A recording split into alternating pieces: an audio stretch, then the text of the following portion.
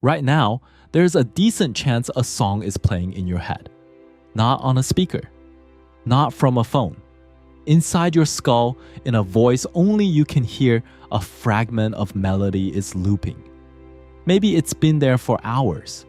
Maybe it just started because I mentioned it. And here's the strange thing. You didn't choose it. You didn't decide to play it.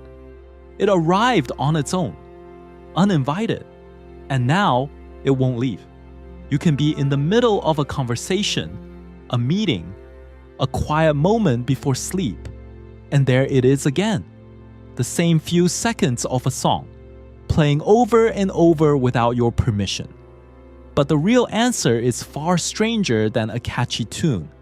The fact that a song can hijack your mind, replay itself hundreds of times, and resist every effort to stop it is not a quirk of music.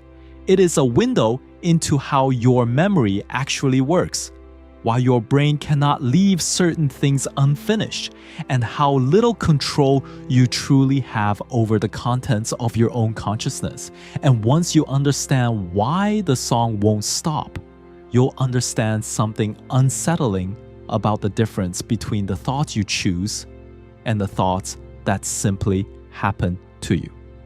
Let's start with the phenomenon, because of course it has a name. Scientists call these stuck songs earworms, a direct translation of the German word Ohrwurm. The more technical term is involuntary musical imagery, and that phrase contains the whole mystery. Involuntary, musical, imagery. Your brain is generating a vivid sensory experience of music, with no music present, and crucially, without you asking it to. Studies suggest that nearly everyone gets them. The vast majority of people, regularly. They are one of the most common intrusive experiences the human mind produces. So why does it happen?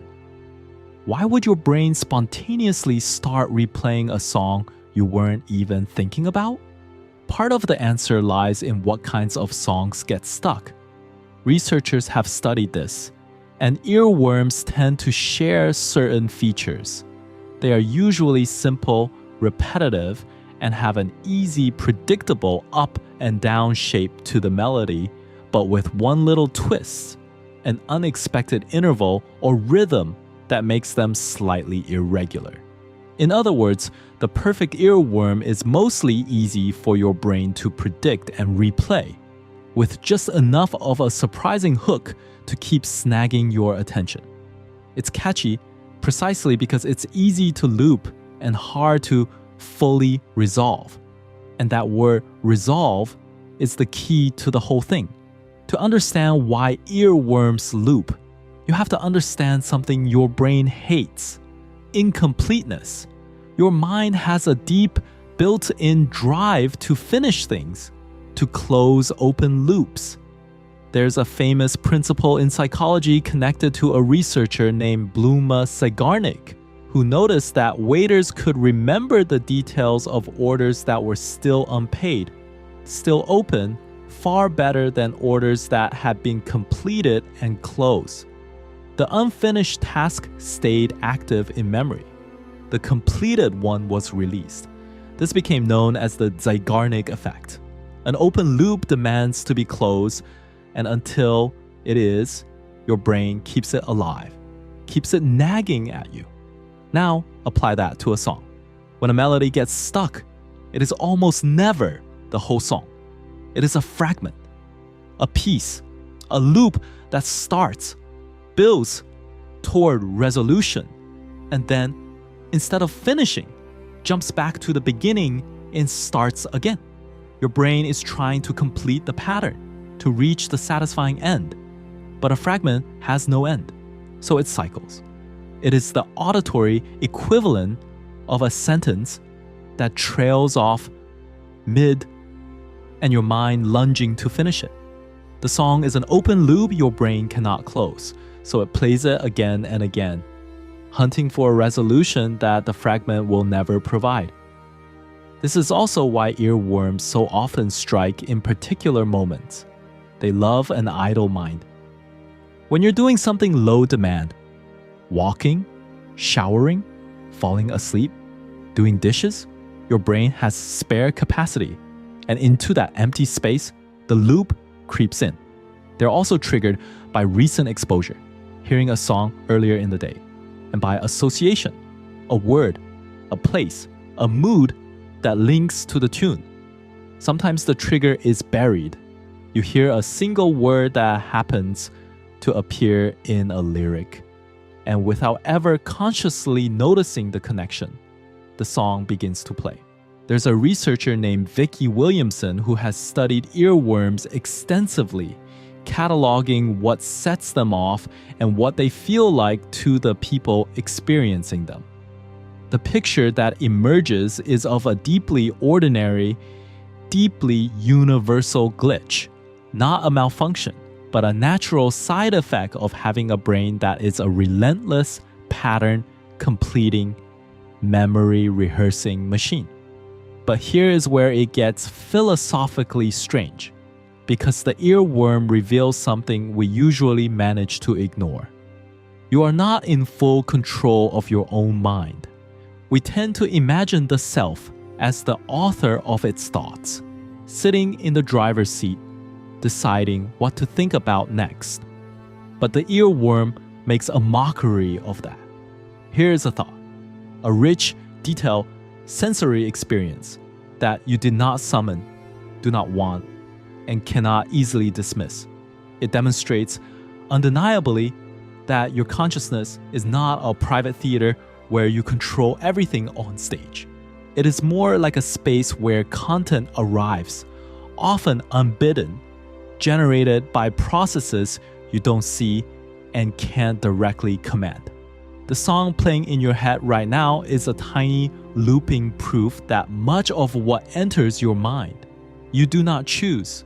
And this connects to something deeper about the difference between voluntary and involuntary thought. Most of the time, the two blend together so smoothly you never notice the seam. But an earworm separates them cleanly. It is pure involuntary thought, content with no chooser behind it. And that's exactly why it feels so strange and so stubborn. You can't simply decide to stop it, because the thing generating it isn't the part of you that makes decisions. Which brings us to the question everyone actually wants answered. How do you get rid of one? The research offers a few genuinely useful clues, and they follow directly from everything we've said. The first is counterintuitive. Don't fight it. Trying to suppress a thought tends to make it stronger, because the effort of monitoring whether the thought is gone keeps reactivating the very thought you're trying to banish. The second strategy follows from the open loop idea. Listen to the whole song all the way through to the end. Give the loop its resolution. Letting the melody reach its actual conclusion can close the loop your brain has been desperately trying to finish and release it.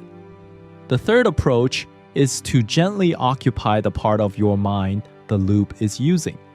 Engaging in a moderately demanding task, or even chewing gum, which interferes with the brain's ability to silently rehearse the tune, has been shown to help. You're not fighting the song.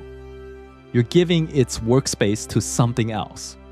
So the next time a song lodges itself in your head and circles for the 100th time, don't be annoyed. Recognize what you're actually witnessing. You are watching your own mind expose you are seeing in real time. Its relentless hunger to complete patterns, its habit of rehearsing memory on its own, and the humbling truth that the voice in your head is not always playing the song you asked for. It is running on its own, looping a fragment, hunting for an ending, in a theater where you were never quite the only one in control. You came here wondering why a song gets stuck. But the real answer was never just about music. It was about the strange, open architecture of your own mind. a place where thoughts arrive uninvited, where loops demand to be close, and where a fragment of melody can reveal, more clearly than almost anything else, that you are not the sole author of what plays inside your head. The song will fade eventually. They always do. But the machinery that conjured it never stops running, quietly beneath your awareness, waiting for the next quiet moment, the next open loop, the next unfinished thing it cannot bear to leave alone.